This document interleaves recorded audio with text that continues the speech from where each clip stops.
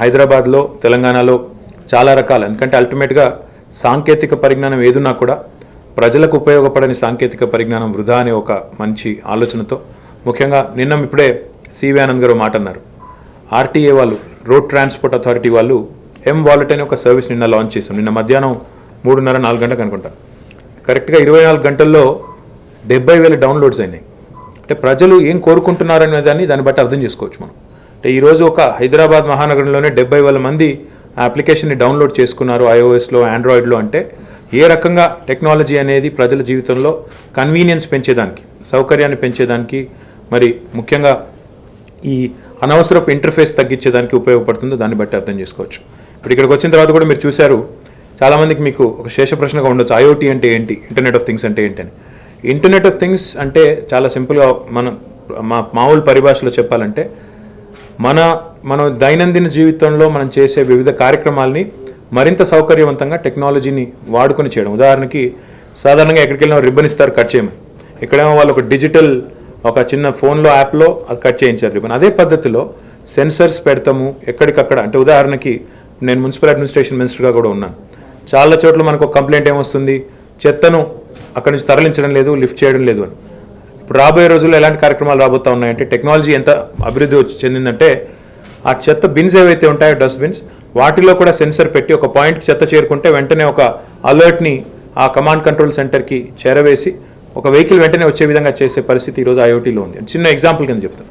అట్లా ఐఓటీ అనేది ఈరోజు ఈ స్మార్ట్ సిటీ కాన్సెప్ట్లో, అదే రకంగా ఇప్పుడు మరి మన భారత ప్రభుత్వం కానీ, తెలంగాణ ప్రభుత్వం కానీ, ప్రపంచవ్యాప్తంగా ఉండే అన్ని ప్రభుత్వాలు, అన్ని నగరాలు చేస్తున్న ప్రయత్నాల్లో IoT is playing a major role. You can track movements of people, you can track movements of vehicles, you can make the transportation smarter, you can make energy management smarter, you can make traffic management smarter by way of using technology.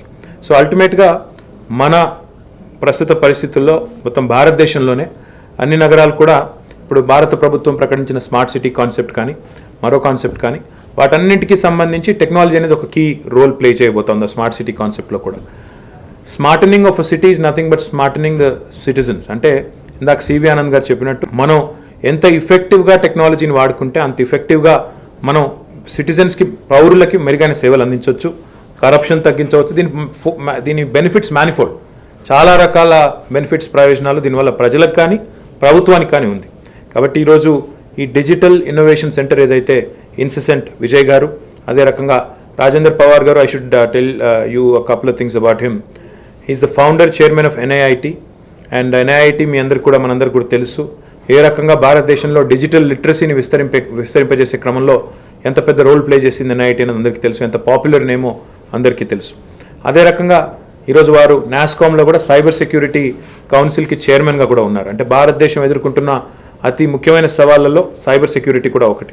దానికి కూడా వారు ప్రస్తుతం చైర్మన్గా వ్యవహరిస్తూ ఉన్నారు. గతంలో కూడా హైదరాబాద్ వచ్చినప్పుడు వారితో మాట్లాడడం, చర్చించడం, హైదరాబాద్ని, తెలంగాణని కూడా ముఖ్యంగా ఈ సైబర్ సెక్యూరిటీ విషయంలో కూడా ఏ రకంగా ముందుంచాలి ఒక నాస్కామ్తో పార్ట్నర్షిప్లో అనేది కూడా వారితో చర్చించడం జరిగింది. All I'm saying is that we met in the past, discussed about cyber security issues. Now that you're heading NASCOM Cyber Security Council, we have in fact requested you to also collaborate with the state and build a certain curriculum or a program, maybe through NIIT or maybe through some other entity. But ultimately, I think cyber security is a real threat. It's not a perceived threat anymore. And even the Honorable Prime Minister is talking about it. You also had met him extensively. So we request you to collaborate with us. Obviously, IoT is a priority for any state government today in the country, for any city government in the country as well. So we will definitely look forward to a lot more breakthroughs coming from Hyderabad. Because sir, I was just mentioning, and our commissioner here, Cyberabad commissioner, was also mentioning, we launched yesterday an app called the RTA, the Road Transport Authority's mobile wallet, which basically allows any commuter to store his RC, the registration certificate, his insurance, his driver's license, etc. in a digital wallet in his smartphone. So there, whenever a traffic cop stops you, you don't have to flash your physical hard copy anymore. You can just use that. And we are the first state in the country and probably one of the first in the world as well to have adopted this. In fact, we launched it about 24 hours ago. Already 70,000 downloads. So that goes to show you how ready people are to embrace new technologies and how ready people are to actually utilize these citizen services. So the government of Telangana is very, very keen and very, very progressive in adopting new technologies. But the only thing I would request both INSICENT and NIIT is to find Indian solutions, because what we have are Indian problems. The other day, a couple of weeks ago, there was this big American technology company which came in and made a very fancy presentation. They said, I can send your traffic command and control center an alert when somebody cuts a lane abruptly. So I said, why don't you send me an alert when somebody actually heads at me in a one-way street? They said, why would you need that? I said, welcome to India and Hyderabad. చాలా మందికి doubts ఉన్నాయి, తెలంగాణ ఏర్పడిన తర్వాత ఇక్కడ IT companies ఉంటాయా పోతాయా ఏం జరుగుతుందని. But is one of the leading IT champions in the city of Hyderabad, who stood like a rock. He said, Telangana ఏర్పడితే కూడా ఐటీ ఇక్కడ చాలా బాగుంటుంది, హైదరాబాద్లో మరింత విస్తరిస్తుందని చెప్పారు. Sir, we've had support from Suman Reddy, Shantanu. All of these gentlemen have bet big on Hyderabad, and they've stood like rocks, in terms of supporting us, even during the course of bifurcation. They've maintained all along that the IT industry in Hyderabad will not only remain as is, but actually will grow and actually strengthen. And today, that has actually proved right. In fact, the IT growth rate of the country is 13%, but we are growing at 16%. Our exports are growing at 16%, and we hope. Yesterday, in fact, we've also inaugurated Amazon's second largest campus outside of the United States, right here in the city of Hyderabad. Google is also opening its largest campus outside of the US, right here in Hyderabad as well.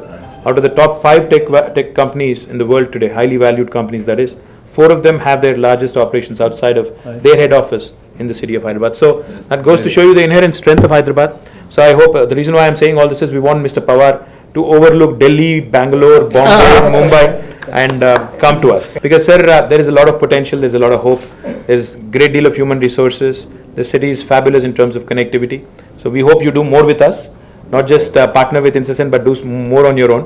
And we look forward, to working more closely with you. I know there's a little bit of a pain point which I have to resolve. I will. But nevertheless, once again, congratulations and thank you so much.